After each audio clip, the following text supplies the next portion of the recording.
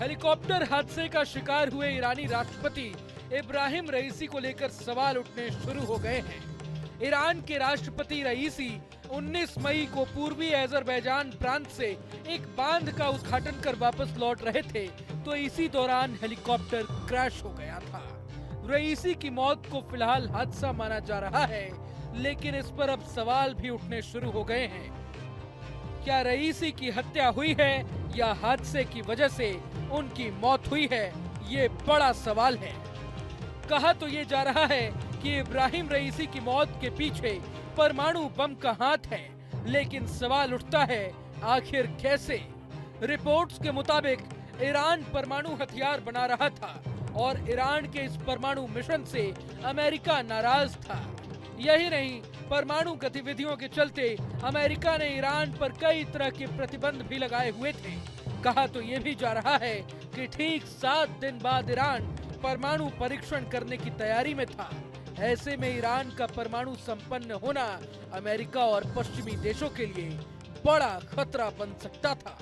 चूंकि अमेरिका और पश्चिमी देश आमतौर पर इजराइल को समर्थन करते रहे हैं, हालिया इजराइल फिलिस्तीन युद्ध में भी अमेरिका ने खुले तौर पर इजराइल का समर्थन किया था।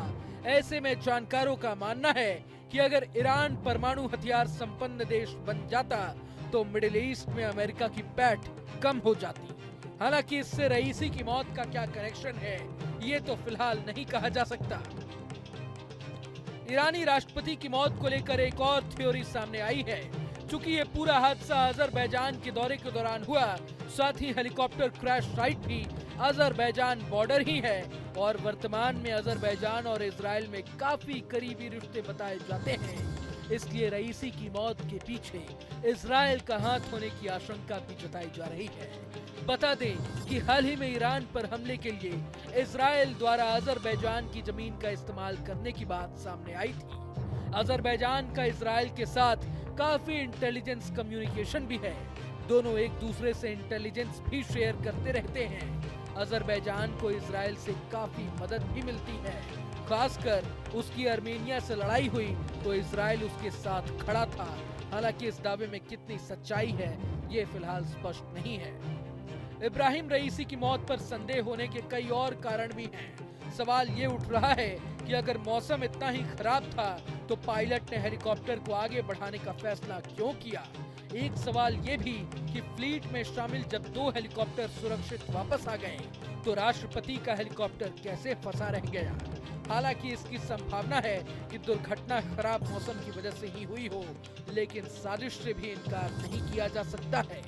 बता दें कि 63 साल के रईसी पूर्वी अजरबैजान में एक बांध का उद्घाटन करने गए थे। इस उद्घाटन के बाद वो तबरेज शहर की ओर जा रहे थे, तभी उनका हेलीकॉप्टर शाम 7:30 बजे लापता हो गया। रईसी का हेलीकॉप्टर उस फ्लीट का हिस्सा था जो राष्ट्रपति के काफिले में शामिल था। इस फ्लीट में कुल 3 हेलीकॉप्टर थे, जिसमें से 2 सुरक्षित वापस लौट आए हैं। अगर आपको ये वीडियो पसंद आया तो लाइक करें और चैनल को सब्सक्राइब करें। वहीं तमाम बड़ी खबरों के लिए देखते रहें न्यूज़ नेशन।